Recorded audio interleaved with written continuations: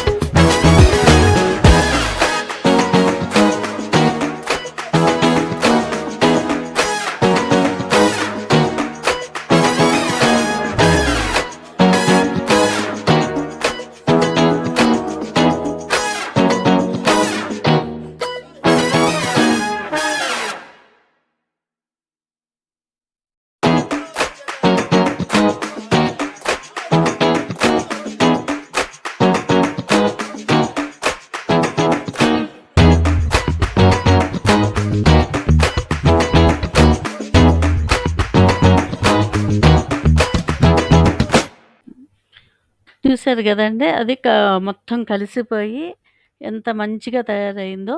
ఇక నుంచి ఏంటంటే, ఇక పక్కన నెయ్యి మరుగుతూనే ఉంటది. అది కొంచెం మనం పీల్చుకునేదాకా ఇక పోస్తూనే ఉండాలనమాట. అది నెయ్యి మొత్తం మనకి పడుతుంది. హాఫ్ కేజీ పిండికి కేజీ నెయ్యి మొత్తం పడుతుంది. అది కొంచెం కొంచెం ఒక గరిటెతో పోసుకుంటూ ఉండి, మళ్ళీ పీల్చుకోగానే మళ్ళీ ఒక 2 మినిట్స్ ఆగి మళ్ళీ అట్లా ప్రతి 1 మినిట్‌కి అట్లా ఒక్కొక్క స్పూన్ అట్లా పోస్తూ ఉంటే మీకది కలర్ మారుతూ, మారుతూ మంచిగా లాస్ట్ 2 మినిట్స్ అయితే బాగా ఇంపార్టెంట్ అండి. మనం అటు ఇటు కదలడానికి గూడా లేకుండా చెయ్యి గూడా అట్లా స్పూన్ వదలకుండా ఉండాలి.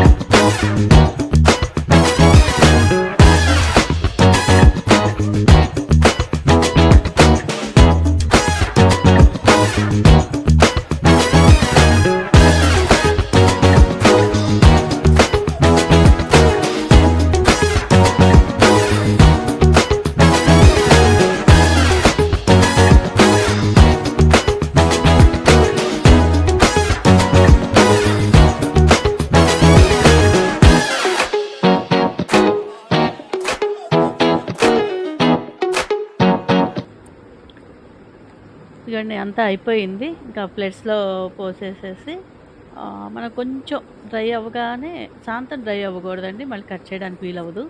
కొంచెం డ్రై అవ్వగానే మీకు ఏది నచ్చితే ఏ షేప్‌లో కావాలంటే ఆ షేప్‌లో కట్ చేసుకోవచ్చు. నేనైతే స్క్వేర్ షేప్‌లో కట్ చేస్తున్నాను. అసలు ఎంత గుల్లొచ్చిందంటే అసలు ముక్క తీయగానే ఇట్లా విడిపోయినట్టు అసలు చాలా బాగా వచ్చింది. మా వాళ్ళందరూ వెయిట్ చేస్తున్నారు ఎప్పుడిస్తానా అనేసేసి.